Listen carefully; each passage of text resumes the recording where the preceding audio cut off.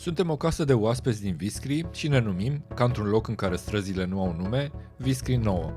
Poate sunt și alte motive, dar oaspeții noștri apreciază că suntem singura casă de oaspeți de la ale cărei ferestre poți observa când vine regele Charles. Viscri Nouă e peste drum de casa regelui. Dar în ultimele luni ne-am uitat deasupra casei lui și a celorlalte case din Viscri și a celorlalte case din celelalte sate săsești din Transilvania. Ne-am uitat din satelit în căutarea unui răspuns. Arhitectura acestor sate e un patrimoniu unic în Europa, pe care doar România îl mai are la această scară. Imaginează-ți că stai pe un deal și vezi un astfel de sat de sus. O mulțime de acoperișuri de țiglă, toate mai degrabă la fel decât diferite.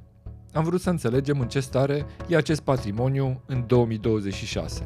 Despre satele vizitate avem date, dar am vrut să știm cum stau lucrurile și în satele de care știu doar locuitorilor.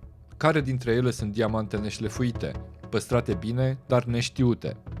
În total, sunt 431 de sate cu arhitectură vernaculară săsească. La scara asta, metodele clasice de observație sunt depășite. Așa că am făcut ce ar face orice sătean de bună credință. Am pus un model AI de frontieră să recunoască, în imaginele din satelit, ipostazele în care se poate găsi un acoperiș. Am lucrat cot la cot cu el. Aproape 2800 de acoperișuri au fost judecate unul câte unul de un om, alături de AI, în runde succesive, până când modelul a devenit suficient de bun să continue singur. La final, cercetarea a acoperit toate cele 431 de sate, peste 375.000 de clădiri detectate și clasificate. Țiglă pentru acoperișurile păstrate sau renovate în autenticul regiunii, tablă pentru cele puse în siguranță cu buget redus și iarbă pentru locurile în care evidențele indică o construcție, dar în realitate e o ruină cotropită de iarbă. Astea sunt nuanțele pe care le-am căutat. Țiglă, tablă, iarbă. După ce parcurgi rezultatele, primul lucru care ți se întâmplă ca iubitor de arhitectură rurală e o schimbare de percepție.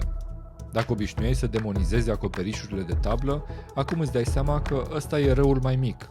Un acoperiș nou, oricât de urât, protejează zidurile casei de moarte prin uitare, ploi și îngheț-dezgheț. Mai grav decât renovarea greșită e dispariția. O clădire fără acoperiș nu se mai întoarce. Nimic nu bate observația directă la fața locului, dar acoperișul, chiar privit de foarte, foarte de sus, e ca o analiză de laborator, un marker care îți spune în ce sate să te duci pentru consult. Acoperișul e un proxy pentru sănătatea întregii case. Vestea bună, țigla domină încă toate satele analizate, de la 98,8% în Biertan și 97,2% în Viscri, până la 67,7% în Feldioara, la coada clasamentului. Iar statutul UNESCO chiar se corelează cu o conservare mai bună. Cele 6 sate din studiu aflate în patrimoniul mondial au în medie cu aproape 9 puncte procentuale mai multă țiglă decât restul. Datele au conturat și arhetipuri de sate, satele bine conservate, fără urme de abandon, satele din jurul orașelor mari, unde abandonul e aproape inexistent, dar tabla e frecventă. Casa de la sat e aici ca o alternativă ieftină la oraș, o decizie mai mult utilitară decât din dragoste de sat. Și satele care au așteptat prea mult să se întâmple ceva mai multă tablă, dar semnificativ mai multe case năpădite de iarbă. Sate în moarte clinică. Am vrut să știm și care sunt cele mai iubite sate din Transilvania și am folosit tot un proxy. Cât de căutate sunt paginile lor de Wikipedia. Am observat că faima nu e molipsitoare.